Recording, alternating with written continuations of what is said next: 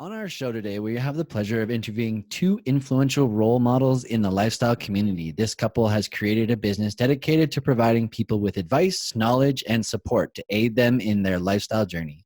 You can find them on YouTube, attending lifestyle events around the world, or visiting one of their 4 clubs in the United States. Please welcome John and Jackie Melfi from OpenLove 101 to our show. Hey guys. Hey guys. Hello. Thank you for coming on to the show today.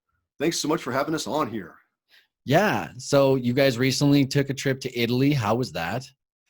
Awesome. Oh, yeah. It was incredible. We had just a great time. I don't know how you can go to Italy and not have a good time. Yeah.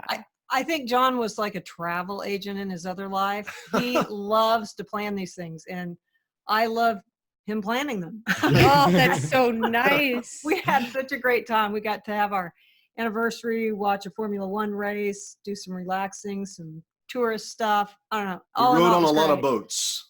We did. That's in awesome. Venice and also on Lake Como. So Oh, that sounds magical. We're like backwards. I'm the planner usually, the travel agent, and he's just along for the I'm ride. just the talent.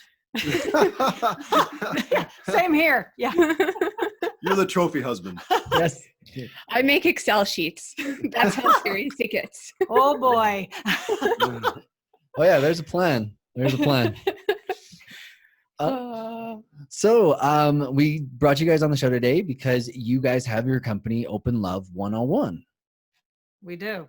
And based upon that, actually, I just saw a post. Sorry, my head just went to the Lisa Ling interview that you guys did last year. We can talk about that now. Yes, I know. Finally. I know that we've been holding it back. We even said it on one of our shows that it was like a secret. Or like we went to do the secret. Yeah, the secret after our NIN recap episode from last year. So you guys were also on that interview, and your clubs in Dallas, Austin, New Orleans, and Houston. Right.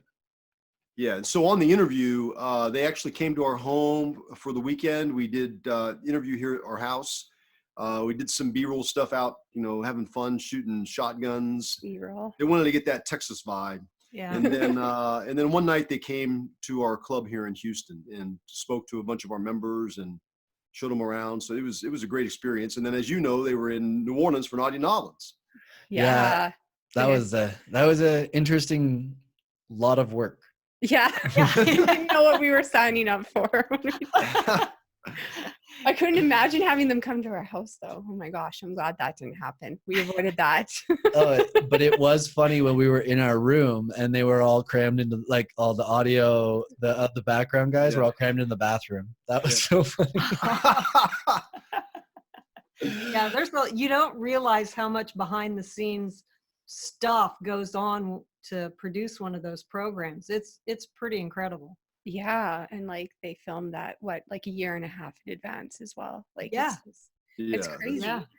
Absolutely insane. But I think it was for a really good cause. I mean, we haven't seen it yet, but they were definitely approaching it in a very positive light and wanted to put light on to all of the positive things in the lifestyle. And I think that's why they picked you guys, obviously, to come on there. Do you guys mind sharing a little bit more about OpenLove, what you guys do with the community? No, yeah, of course. So, I've had swingers clubs for years. And at the time when we launched OpenLove101.com, I had a club in New Orleans, which is next year will be its 20th year. And then we had just opened Dallas. And I don't say we were struggling, but we really wanted to find a way to reach new couples that might have an interest or curiosity about the swinger lifestyle or open relationships, that kind of a thing. So with our marketing team, we decided to launch OpenLove101.com to try and reach these people. Couples that maybe they'll say things like, I would never go to a swingers club, but they, we're not that way, but they sit at home and they watch porn or they play with toys. They're doing things that aren't necessarily, maybe they fantasize about threesomes. So we wanted to reach those couples, and that's why we launched it. But it has turned into such a great company. We love it. And, we provide content every week, either a written blog or a video blog where we do stuff like this. or maybe other things like we might share an interview that we've done with someone else. And then Jackie, of course, she answers. We get so many emails every day from people asking questions. And Jackie will share with me something. She'll show me an email and she'll say, can you help me with this one? I've been like, sure. Tell them, just have a good time in life. Like, I just can't tell them no. Like, yeah, no, just keep it simple. And she spends 3 or 4 hours writing the response to this one question that I would have answered in 2 sentences. So, No, because and we actually had that happen. Like, I brought him this question. I said, what is your opinion on this? He gave this really succinct answer, and that's what I sent her. And she literally wrote back and was like, no. that is not going to work. But the other thing with OpenLove is, we were reaching those people on the fringe of the lifestyle, but in conjunction with that, it was an outlet for me because I knew nothing about swinging. And so when it came time for me to do some research about swinging, because that was John's livelihood, it was hard for me to find content. It was hard for me to find like what had other people experienced. I grew up super conservative. I grew up, really religious. And so it was, even though I was curious about it and open to like the concept of it, I had no frame of reference. I'm like, I don't know. I'm completely flying blind. So I thought, what better way to maybe help other, especially women that are new to this, than to maybe share my story. And I don't mind being an open book. So that was a benefit, not only for other people, but it kind of helped me through my walking through the process, was to share. So. Yeah, and that's a much better answer than mine. No, totally. That's why I answer the emails.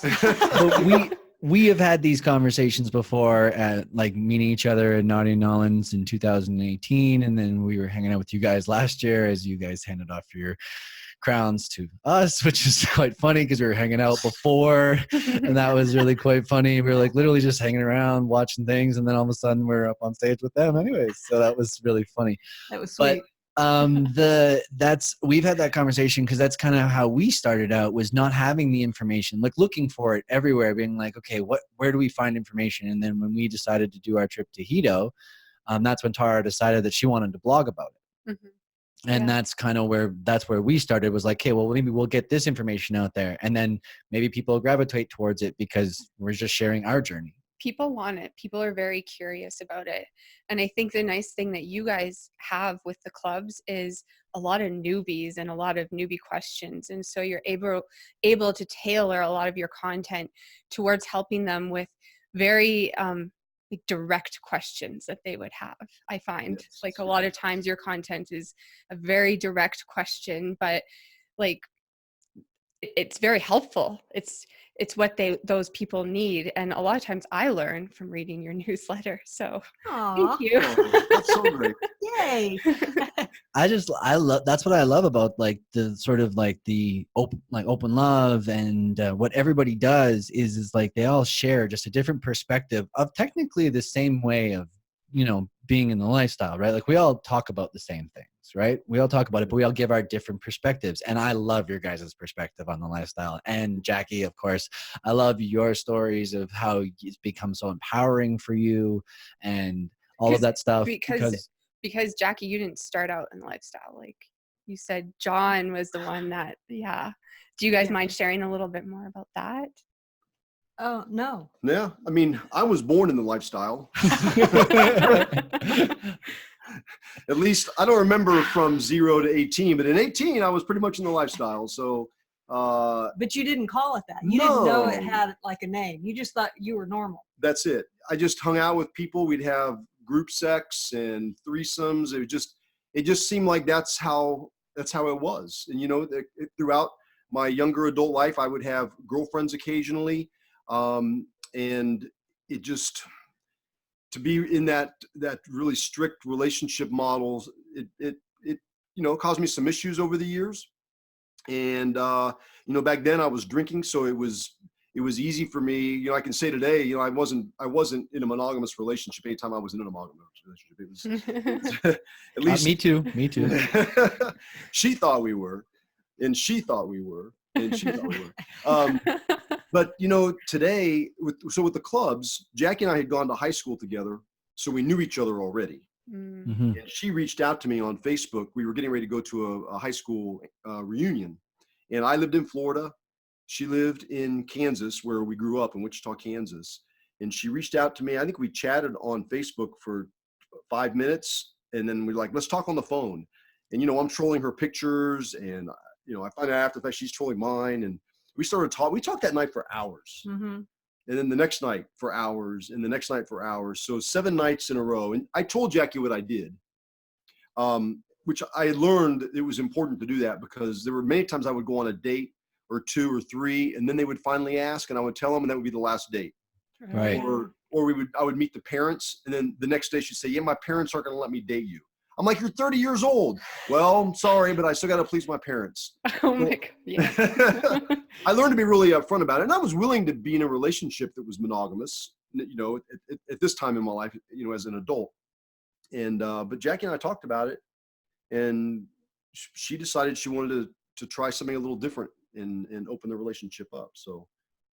Yeah, it was like, I was at a point in my life that I was ready for something so outside the box that when he said swinger, even though I didn't really know what that was, I was like, okay, I mean, let's talk about this.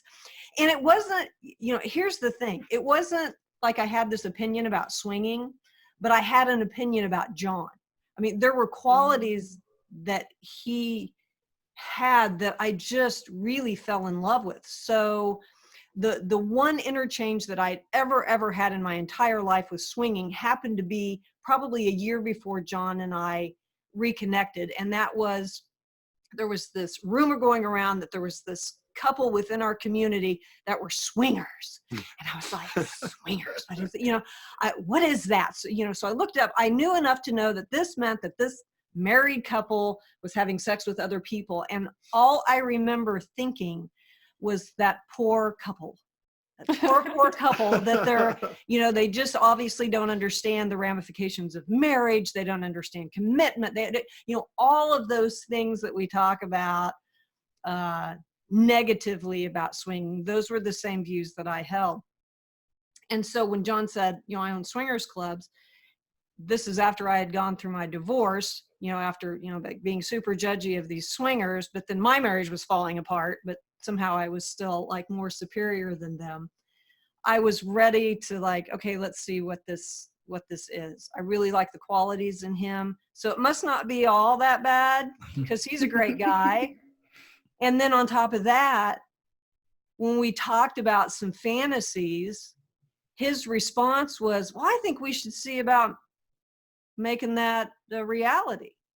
I think the top of my head blew off. I'm like, you can't say that. I mean, we can't make that a reality. What are you talking about? That's a fantasy. But he was like, yeah, we can. That's kind of what this is about. This is about you getting to be authentic. Oh boy. I was ready to go down that path. Yeah. That was exciting to me. Yeah. It's Like, very somebody was liberating. going to let me be me. What the hell are you talking about? Mm-hmm. That's After awesome. after years of being 48 told to years. be somebody else, right? Yeah. From 18 to 48, I was somebody's wife. So Wow. or somebody's mother. Right. And all of a sudden somebody was like, what do you want to do? It's like, I don't know. And then it made me realize I didn't know. I didn't know what I wanted to do. So he's like, well, let's try some stuff. So we lived in separate states, and I was going back and forth between Tampa and Dallas to get the Dallas club open, and then seeing Jackie in Wichita. And so we decided the first thing we would try is dating separately. And so Jackie went on a date in Wichita and told me about it, and I went on a date in Florida and told her about it. And so we kind of started our swinger open relationship a little different than most people do by taking baby steps. We just jumped right in. Right. Yeah. I've heard of that though. Like, Yeah, we have.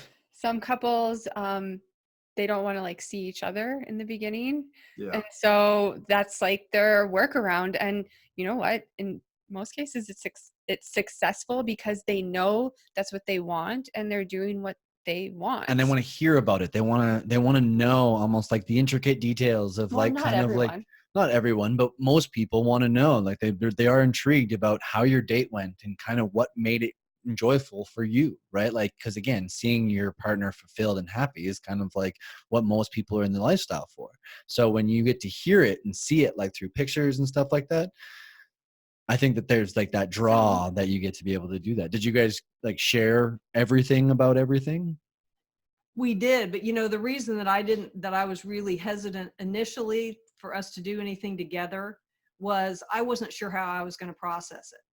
So for me, it seemed safer if I went on this date over here and I didn't have to worry about seeing his facial expressions. I didn't have to worry about seeing my facial expressions. You know, what if I didn't like it? You know, now I'm trapped in this thing. And, you know, I was afraid I was just going to be too emotionally fragile trying something so outside the box. So if I could kind of do it under this veil of solidarity, you know, I could just be by myself and do it, and then I could see how I handled it, and then I could. Then she shared it with me. Absolutely. I'm one of those. I want to hear every detail. Yeah. And he loved it. And then that gave me courage. It made me feel like, okay, this is getting a good response, and it's making me feel good. Yeah. Him feel good. So gives you the confidence. Yeah. John, you said earlier, you were not when it came to drinking, you were making some bad decisions. Yeah. In your life. So was this during a point in your life when you were sober when you met Jackie? Yeah. So I've been sober 30 years. And, okay. Oh, wow. Yeah. So it's been a long time, and I didn't get into the nightclub business until I'd been sober a couple of years, actually. Wow. Okay. Interesting. And so when you started out in the nightclub business, how was that for you? Obviously you did a transition into the clubs, but into lifestyle clubs, but like in the bar, how was that for you in like understanding your sobriety? So, you know, I struggled with sobriety initially. It was really hard for me to get sober. And I think I know it is for a lot of people. And, but I just became really honest with myself and got, you know, help. I got a sponsor and worked the steps, and I really built a good foundation of sobriety. Right. I was working in advertising, which I had for most of, you know, in my 20s. And I was really finding it difficult to envision myself as successful, in that career anymore without drinking. I'm going out with people back then, you know, in the 80s, it wasn't just drinking either. It'd be, you know, cocaine or whatever it was to get the deal. You know, we'd go do drugs together, we'd drink together, that whole thing, you know. It's just still like that, by the way. Is it? Yeah, well. Oil and gas. And so I started struggling. I started moonlighting in a club, a concert venue, working security. And I loved it. It gave me a lot of freedom to just be who I was, and I didn't have to fake and, you know, or, you know, bullshit someone about what I was trying to sell them. And I really loved it. I ended up cutting my hair like you see today. This is like 20-year haircut. And because it would get pulled in the concert venue, and I would try and take someone out, they'd grab my hair. I went to work, to my day job with my suspendered suits and, you know, my shiny shoes. And they said I had to grow a part back in my hair. And I was like, what? And so I went to my sponsor in AA, and I told them what I was going through. We talked about it. I wrote some things about it. And I was making good money for a I don't know how old I was, 26-year-old, 25-year-old, and, you know, 50 grand a year, company car. That was back in the 80s. Yeah. So this is 91, I guess. And he said, you got to do what you love. And so on Monday, I shaved my head, or Sunday, I shaved my head, took one of my suits, I cut off the bottoms to make it into long shorts, put on some combat boots, a band shirt, got my ears pierced. And I went into work, I gave him my car keys. I said, I'm done. And I went from making that great salary and having that car to no car and $5.50 an hour. And I had never been happier. And I had no idea that it would turn into what it is today. You know, it just goes to show you how important it is to do what you love. And I went to a meeting shortly after that, and everyone in AA is like, you can't work in a club. You can't be around alcohol. And my sponsor had said, and I believe this, we get sober to live our lives. When I was drinking, my life was in a box. I went to New York, I don't know how many times. I never went to Central Park when I was drunk. I saw bars and restaurants. That was it. It wasn't until I got sober I was able to see the museums and everything that New York has to offer. And the same thing with all of my life. So being drunk, it's like I had blinders on. And so I told people in AA, I'm like, you know, I have a good foundation, and I'm really enjoying what I'm doing, and I'm going to stick with it. And this is what happened. You know, I think being sober has helped to make me a successful business owner in the nightclub business. Oh, I think that there's a huge advantage in 100%. that. Well, you see so many. Well, I watched the Bar Rescue Show with John Taffer. You ever Yeah. seen that one? Yeah. And you know how many people are sitting at their own bar drinking their own booze, and And you're that's the sitting there. first thing. He's like, That's what the first thing. fuck are That's the you first doing? thing. That's money down your throat. Why would you do that? Like, Yeah. I get it. It probably did make you a way better business owner and more conscious of that sort of thing. And then when it transfers over into the LS clubs, it probably made you a lot more conscious, because are all your clubs BYOB? They are. Yeah. Mhm. So now you're also more conscious of like the amount of liquor that people bring Well, in an evening and stuff even like that. more conscious of the lifestyle, which I want to get into. Do we have to go to a Yes. quick commercial break? Okay, we're going to go to a quick commercial break. When we get back, we'll continue this conversation. All right, cool. Welcome back to Sex Uninterrupted with Tara and James. We have our two amazing guests on the show today, John and Jackie Melfi from OpenLove 101. Hey guys. Hey. So we are going to be talking about our main topic of today's show, which is booze in the lifestyle. Booze, the boozes, Boozes. all the boozes. And yeah, John was sharing his sobriety story and kind of how it helped him be, well, how it did help him be a better businessman. And I'm wondering, I'm curious, do you think it's improved your lifestyle experience as well? I know that it's been a while and there's not much to Yeah. compare, but Well, yeah, like I said earlier, though, when I was younger and drinking, I had some crazy sexual experiences, but I never really thought of it as a lifestyle. It was just, that's how I lived my life. And then after being in the nightclub industry, you know, I ended up, after I was working security in a club, and then I owned my own club in 1995. And then I started getting involved in swingers clubs around 97. And that's really when I was exposed to the term swinger and the lifestyle and that type of, I don't even know if it was lifestyle back then. I don't remember, honestly, but that's when I first started having swinger parties. And for me, I don't know any other way. I mean, I know it's awesome because when I drank, I would go on dates, whether they were with, you know, a threesome or just, you know, a girl by herself, and you pass out, you get too high, you can't get it up. You know, you forget where you are, you got to call in sick. I don't know, just all kinds of, just a lot of negative things with me because I was an alcoholic. Now, I mean, not everyone experiences that drinks alcohol. Plenty of people can drink socially and not have any kind of problems, but that wasn't my case. Right.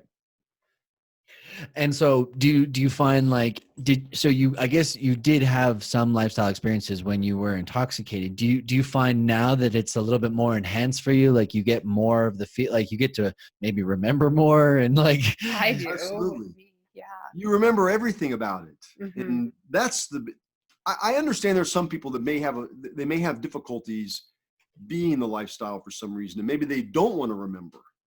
If that's the case, do they really need to be in the lifestyle? I want to remember everything, whether it's good or bad, because if it's bad, you don't want to hook up with them again. And if it's great, you do. And you love to be able to share those things with each other about the great experiences you had being, you know, not even sober, but at least not drunk. Well, that drunk to intoxication where you don't remember, right? Because like Yeah. that's to have to be filled in by your partners would suck because it's their interpretation of the information, right? So, and what went on. So it's like, and even maybe you were in separate rooms or something may happen. So again, all you have to go on is that information and that memory that kind of might put you at like ease if you don't have 100% trust in your partner going to be telling you like this is what happened because I was with you the whole time I was sober. So that's interesting dynamic. And Jackie, we just found out that you're also sober too. A non-drinker. Non-drinker, just a non-drinker. Sorry. Whatever. You're a non-drinker, and that also goes to help supporting John in that sort of sense. Yeah, it really does. I mean, you know, it's interesting. He wasn't drinking, obviously, when we reconnected. And initially, when we would go out, maybe I would have a drink or so, but it was so weird, like how quickly I realized that I was drinking and he wasn't drinking as far as how I felt. You know, I was just like, I was really conscious of the fact that he was completely sober, Clear-headed, right? clear-headed. Everything that he was getting to experience was really holistic. He was super conscious of what was going on. And, you know, for me personally, there was some value in that. I began to realize that that was really something that I admired about him and that I wanted to emulate. You know, I was going to be doing something really different. I really felt like it would probably behoove me to be conscious of what I'm doing. Because when you're stepping outside of a relationship model that's so different from what you're used to, when you start dealing with things like consent or what your own sexuality, if I start covering that up with a lot of alcohol, my ability to make decisions that are going to be in my best interest, that starts to go away. Oh, absolutely. So I really like the fact that every experience that I have had in the swinging lifestyle, I've been 100% conscious in it. Mhm. So we have never had any kind of an issue where it's like, you know, I can't believe you let that happen to me. You know, you knew I was drunk. You should have been there. Or I don't know what happened to me. I think something maybe happened to me. I don't know what's going on. You know, we just took that off the table because we have the power to take that off the table. We don't have to be victim to that. We took ownership over those decisions in our marriage. And for John and I, it's benefited us. You know, I'm like John, there's plenty of couples out there that can drink socially and, you know, have that one or two drink to kind of loosen up or whatever. And that's fine. We definitely are not one to judge anybody of what they're doing. Because if it works for them, that's, you know, I'm doing this. This is what works for us. But if you're drunk and you get ready to get sick, I'm not going to have sex with you anymore. I'm going to leave your room. No, Well, and that will affect our decisions on who to play with as well. Yeah, kind of definitely. our next question, which is, do you mostly play now with people that are also sober? No, I don't think so. I mean, I think there are plenty of people we played with that drink. Yeah. But now if someone's drunk and, you know, how people get really drunk and they can start spitting in your face and slurring their words and they're stumbling or falling down, we're not going to play with someone that's, you know, that drunk. Mhm. No. We have plenty of friends we've played with that drink, and it doesn't bother me at all. So. Well, and even with that, like when you see somebody that inebriated, the issue of consent also can come into play. Yeah, And, absolutely. like Absolutely. there's times where, you know, we definitely have partied and we're exploring the lifestyle more sober now, but there's times where I have woken up the next day and I'm like, I don't really remember what happened. And, you know, that's kind of scary. I don't like waking up and feeling that way. No, I guess not. How long have you guys gone without a drink so far? Almost 30 days. Real okay. And have Yeah. you had any swinger experiences in that period of time? Yes. And so you remembered them. Yeah. Are they different? Well, the one thing that since I've probably been like 24, I've never got like inebriated drunk where I can't remember. But I've also been in stages where I've been inebriated drunk and remembered everything. I was the guy literally weirdly in like university that like my whole house would come to ask me what they did. And for some reason, I would remember, even though I was intoxicated. I just have this weird thing that when I'm intoxicated, I remember stuff. There's bits and pieces when I'm like really there, but I've never really gotten there in the last probably, I don't know, But like 6 years, no, 5 years. But yeah, But that concept of like always remembering, I don't want to be the one telling her because it's also my interpretation of the information, like I said before. and I say that, I'm like, how do I know that you're I'm like, I got mad. You know what? You made me mad. I know something happened. You're leaving a part out.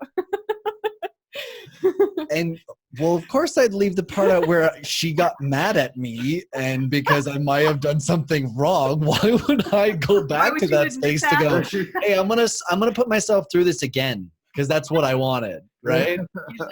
Because it was so much fun while you were intoxicated. Let's go to the point where you were sober and then you have more feelings about the fact that you were too intoxicated. Great. Yeah, let's go to that. But I think that it also has It's been enhanced interesting us, to enhanced explore. that sort of thing, because we now are fully into, and actually using cannabis for us is also like more into our bodies. So we have been sober, semi-sober, as I like to say, but we've just been non-drinking. And so the smoking is also brings us into our bodies, and it makes us more, I you know. feel more relaxed. I feel less anxiety, way less anxiety. I'm very prone to anxiety, and like the heart palpitations have gone away. The thinking I need like that drink to calm me down. Yeah. Yeah. It is almost like a panic that it gives you. It's interesting to observe myself during this. Because we You know, definitely thought about drinking. That's for sure. yeah. Well, I think it's important to do from time to time, really, kind of test what it is that you think you believe about yourself. Are these things really true? Do I really have to do this thing that I've always told myself I do? Or have I just told myself this for so long? Now I think that's really who I am. So Well, that's pretty cool. society really plays up the alcohol, like Well, and also the like, lifestyle. oh my God, and the lifestyle too. Being a party Yeah, atmosphere, right? Like it is a party atmosphere, right? Like you do it on Friday and Saturday nights, right? Like it's not your Monday to Thursday sort of thing. It's your Fridays and Saturdays, right? So Yeah. what are your big party nights? Fridays and Saturdays. So it becomes that party atmosphere. And obviously you guys have been in it for how long now together? 7+ years. 7 years. So you've been to enough parties to understand that drugs and alcohol are a very, very predominant part of the lifestyle. And some people use it to become more social. Some people use it to make them feel like they need to be comfortable, and some people just do it to fit in. Some take it and to escape. Or we all understand that people will use drugs and alcohol, I think, in different forms to try to make themselves feel comfortable. But you shouldn't, like you said before, John, you shouldn't have to need alcohol to be in a lifestyle. Right.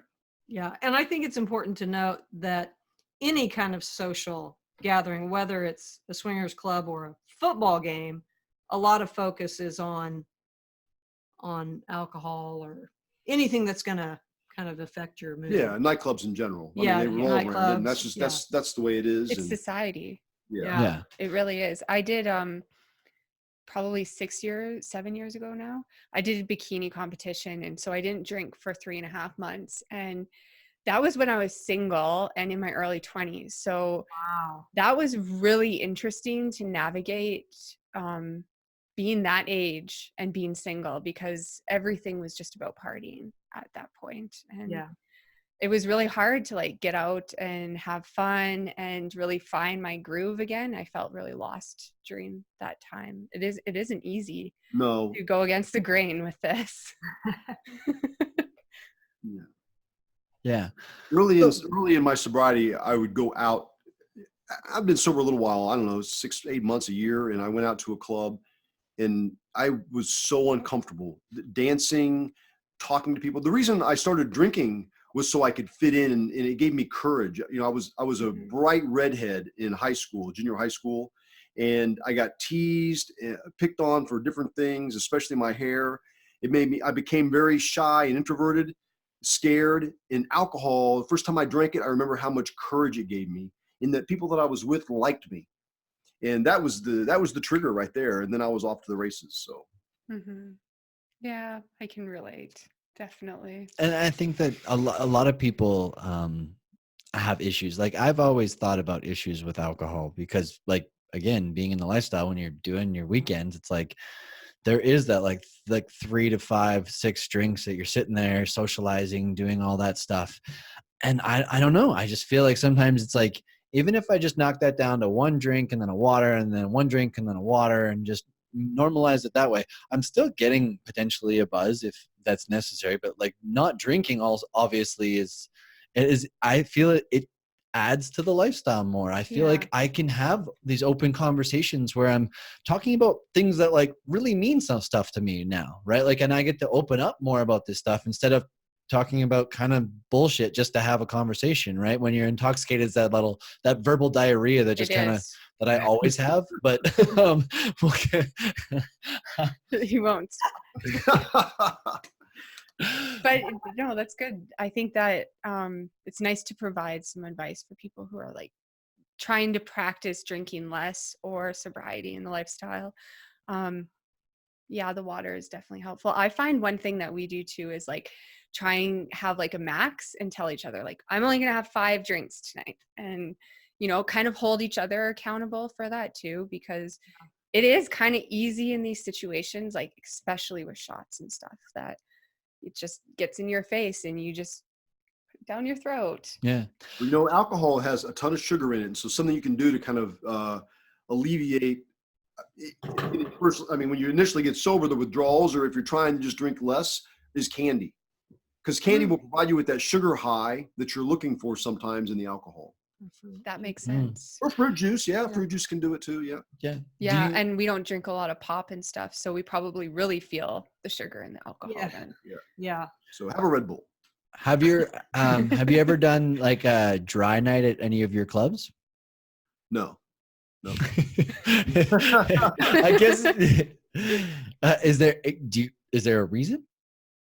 I never thought of doing it. I don't know why I would do it. Right. Let me take that back. We have an event in our Austin club. We do.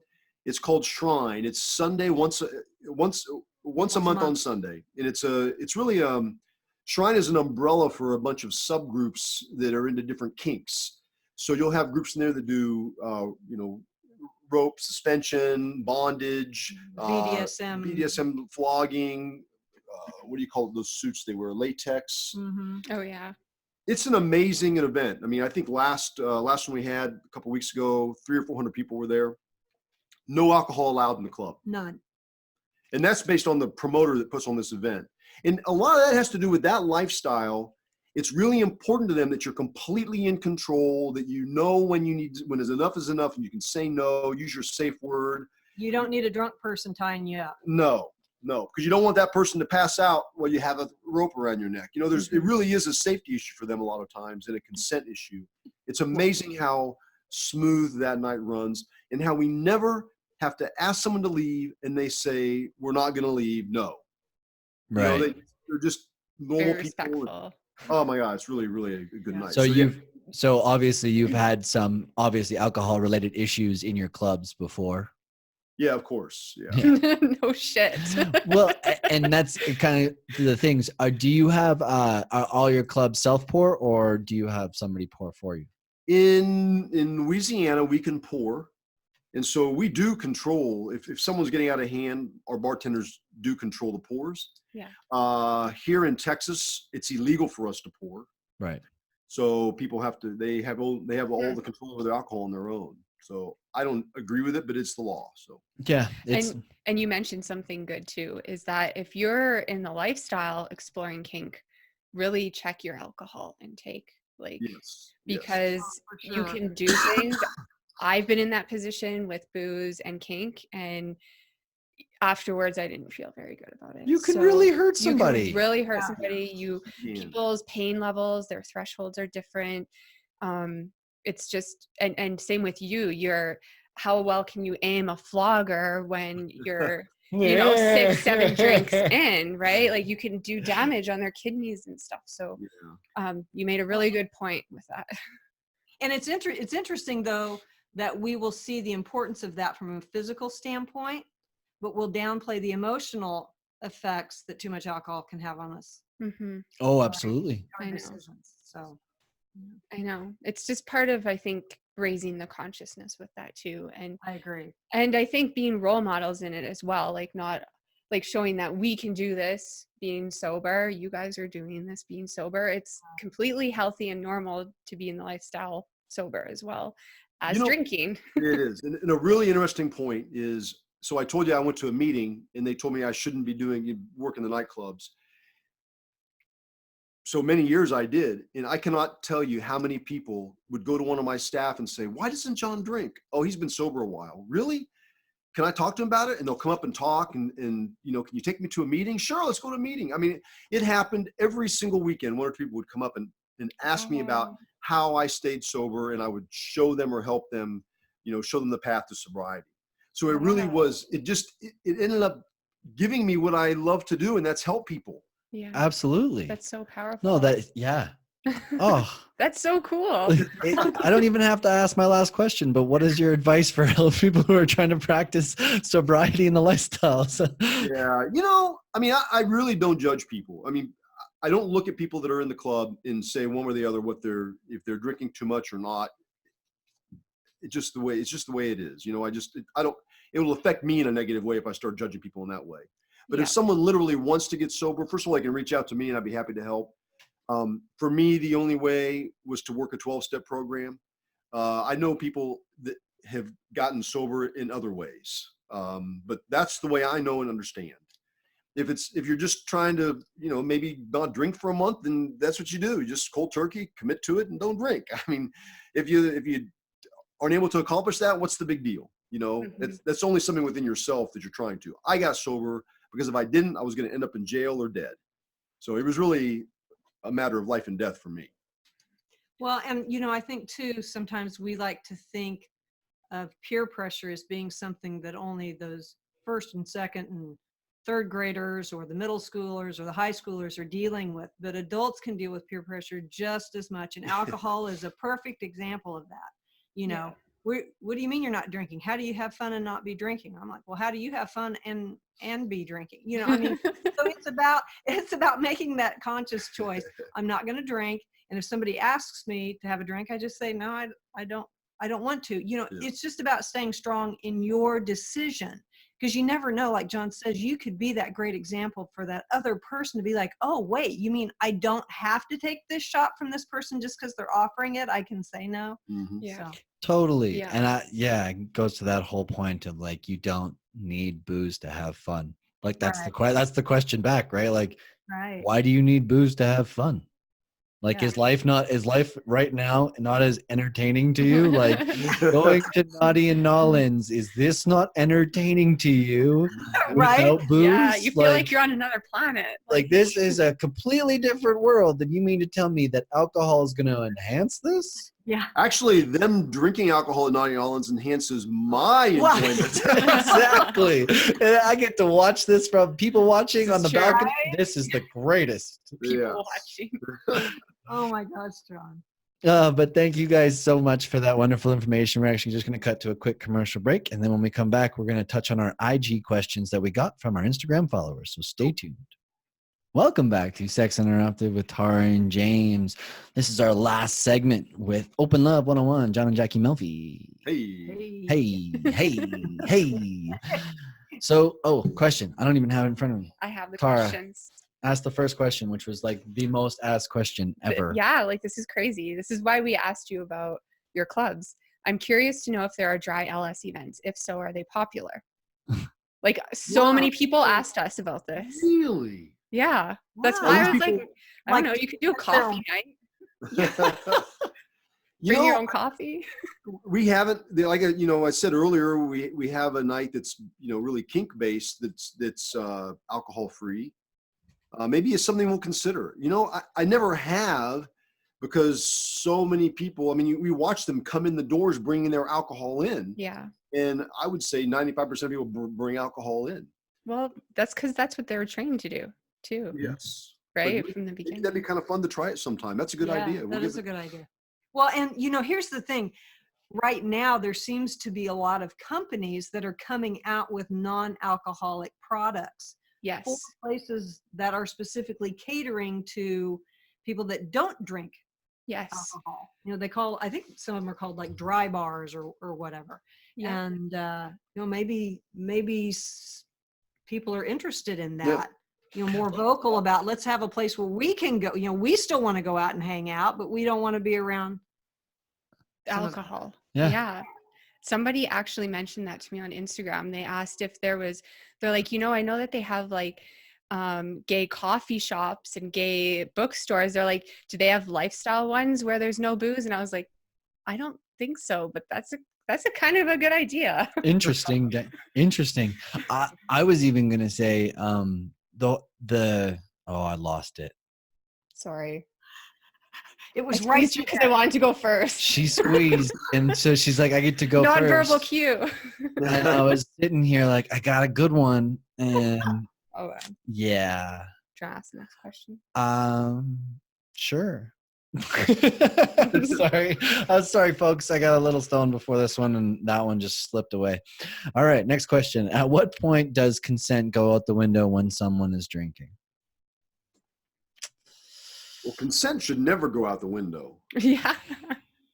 You know, it's really important in our lifestyle today and in life in general, no matter if you're, you know, dating or if you're in a swinger lifestyle, open relationship, poly, consent is so important. And if you feel as though because you're drinking too much, you're not able to consent by saying no, if it's something you want to do, it's really important, I think, to look at ourselves and to understand that maybe what we're doing is bad for us. You know, as far as whatever, drinking or doing drugs, and then not able to say no when you need to. Mm-hmm. That's a big point of topic of, and then That's also self-realization right there. Yeah, Right? self-realization, but also like tell somebody around you that's close to you if you are in that state of mind where you don't feel like you can consent. So at least you have somebody that can potentially look out for you. Well, right? Because be 'Cause drinking then. I know, but in a perfect world, I wish we could control everybody and everybody could be sober and think clearly and have level heads, but some people feel like they need it, and that's okay. Yeah. You know, the other Right? thing too, with the Jackie and I've talked about this before, when it gets to that point, you just have to accept responsibility for yourself and your actions. If you drank and then did something you didn't want to do, that's your responsibility. So rather than beat yourself up about it, you just it's better just to accept it. So I get drunk, I'm going to do things that I didn't really want to do. And if I don't like the fact that I did those things, maybe like John said earlier, Then maybe I need change the way you are. Yeah. to look at what I'm doing. I mean, really, we're huge proponents of ownership. You know, when you get to be 100% responsible for your behavior, that's a fantastic honor. You know, it's your fault or it's your fault. That doesn't help you. Mm-hmm. I mean, you can ask for help. You know, if I am in a situation where I say, you know, John, can you please, you know, help me with this or whatnot, you know, that can be very helpful. But if I put all of my personal responsibility on John's shoulders, well, I'm depending on John's train of thought to match mine. Well, we're two different people. I mean, how fair is that? Yeah. Yeah. No, that makes sense. Do you want me to do next question? Yeah, sure. I was just looking at it, but I'm like, It's a good one. I usually refuse shots and drinks at parties, but then I feel like I'm left out of things or not invited back in the future. How should I navigate that? Aw, Well, that breaks my heart. Maybe they aren't your friends in the first place. yeah, that could be, Yeah. right? But Yeah. I think, first of all, sometimes we feel if we're not doing things that people that to fit in the situation, we feel as though people are going to look at us in a bad, negative way. But a lot of times that's not reality. And so that's something that, you know, if we feel like they're not going to invite me back because I'm not doing the shots, I mean, if that's truly the case, then you don't need to be there anyway. I mean, they're not really your friends. And that's probably not what they're thinking, though. If you're No. still a fun person regardless, I think we sometimes overthink those kinds of things. Yeah. I think that's so true. Yeah. And this is a Perception. great chance for communication. You know, this is the other thing we miss. Like, they probably don't want to hang out with me because I'm not drinking. Well, why don't you just ask them? Does it bug you guys if I come along and I'm not drinking? If they're all like, yeah, we can't stand it, then you got your answer. That's so Yeah. mean. Yeah. No, we can't stand that you're sober. You come over here. Sober Sally doesn't get You invited. don't bring any booze. Like, it's not like I can share a drink with you. No, I get it. But yeah. Right? I mean, it's Yeah. like, let's just ask. Yeah, Yeah. it sounds like she drinks, right? So, but in my case, there have been times where people felt uncomfortable inviting me to things because there's going to be a lot of drinking going on. They just found out I was sober. They think it's going to make me uncomfortable. They didn't ask me. And so when it finally comes up, they're like, so why don't you invite me to this poker game you go to? Well, honestly, because there's a lot of drinking going on. We didn't want to, you know, have you be, like relapse. Hey, I'm responsible for myself. I'm not going to relapse. I just want to go have fun. And if you all are getting drunk, definitely invite me because I want to win your money. Totally. Yeah. Yeah, that's why they didn't want to invite you, because you'd be better than all of them if they were drinking. You'd smoke them. Well, and you're also putting yourself in like good scenarios where you know that there's like, if you know somebody there that's not going to pressure you into drinking, right? Like that's, if you went into like a completely blind poker game and somebody was like, hey, do you want a scotch, or do you want like a rum or whatever? It's like when you have a support system around you and people around you, I think it kind of makes it better, because then you have somebody who's on your team. Like obviously they are supporting you because they didn't invite you. Right? They're trying to protect you so much that they didn't invite you. So like chances are if they saw you with a drink in your hand, they would also say something too, right? Like, well, I guess it depends on who it is, but hopefully. Yeah. True. I'll call you out, John. All right, next question. What are some ways to help not drink as much at lifestyle events? Weed. Sorry. Well, there you go. There's one. We've been doing the spritzer water too. Yeah. I don't know. So if you want to act like you're drinking, then so you fit in, you just get a ginger ale and some, on rocks or something like that, or whatever you drink. Make sure you put a lime in there in a highball glass. People aren't going to know if you're drinking or not. That can help you fit in better. Mm-hmm. And if you have, if you're alcoholic, you're going to have a problem not drinking. So that's a quick sign right there. If you're really struggling with not drinking, there may be something more there to look at. If you're not an alcoholic, it really shouldn't be that big of a deal. I talk to people all the time and say, oh, I can take it or leave it. Then do. If that's what you're looking for. It doesn't matter to me. Once again, I don't care one way or the other. But if you want to go to a party and not drink, then limit yourself. Have your partner check each other, like you guys were talking about that, that you guys do from time to time. That's probably the best way. Just keep each other in check. But you don't want to get in a fight over it either.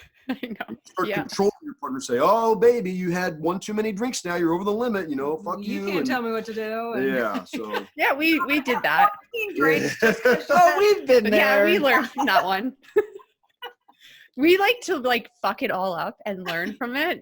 And then we're like, hey, we're not going to do that again. And then we'll share it with all of you guys. And then you guys get to learn from our mistakes, because we've definitely done that one. I've definitely looked at her and been like, what's that? Should you have this? And I'm like, should you have that one? Are you my dad? Is this one? I've seen quite a few. And she'll be like, whatever. I'm having fun. And I was like, yeah, I know. I can tell. We're going down this path again. Oh, the thing is, when I was an alcoholic, there's no way I would have said to myself, I'm going to go in here and see if I can't drink tonight. It was all about the party. That wouldn't even cross my mind. Like, why would you do that? Like, if you told me this and I'd be like, why are you trying not to drink? So. No, I get it. And again, it goes to the whole lifestyle. It's like, people have parties and they tell you, bring your own booze or we'll have booze provided. It's so like, it's all there. It's pretty self-explanatory. The lifestyle kind of comes with the party atmosphere, and booze is going to come with it. Yeah. It comes down to a fundamental thing. One, the choice of being in the lifestyle. It's all about choices, right? Choosing to be in the lifestyle, choosing to be with the person that you're with, choosing to share your relationship with other people, and choosing to drink or choosing to do drugs. Well, and awareness that it's going to be there too. It's going to be presented to you. So I think it's good for couples to have that conversation of what are we in the lifestyle for? Is it more of the party? Is it more to be sociable and drink? Is it more to have just like friends that we have sex with? Like what do we want to experience and get out of that? And it changes. Like, we definitely went from like more of the party couple to more established bonds and friendships and like doing meditating together instead of drinking. So you guys sound kind of boring now. Oh, do we? Thanks, John. Awesome. Thanks, John. Yeah, I'm coming over to your house and I'm going to have myself a nice spritzer. We have Young Swingers Week in 2 weeks. So yeah. We're saving ourselves for that. But yeah, I think that wraps up all of our questions. Okay. And just wanted to ask you guys. I don't know the answer to that. I'll let John answer that question. That's stumped me. Our dog likes to ask all the questions, of course. Yeah. I just wanted to thank you guys so much for joining us on the show. And I wanted to say, how can people get a hold of you guys? Well, You take it. Okay. You can find us at ColetteClubs.com. That's our clubs. And there's email addresses there for each club if you want to contact the managers. If you want to contact us personally at OpenLove101.com, either on Instagram, Twitter, YouTube, it's youtube.com/OpenLove. They're all set up the same way. We're on Facebook, Pinterest, any of those places. You can message us. At our website, OpenLove101.com, you can email us directly from there as well. Awesome. Awesome. Thank you guys so much again for coming on the show and talking about a subject that I think needs to be talked about a little bit more. Well, we appreciate you asking us to talk about that because I think it's an important issue. Absolutely. It's been a lot of fun. Yeah. Yeah. And when do we get to see you guys next? In person.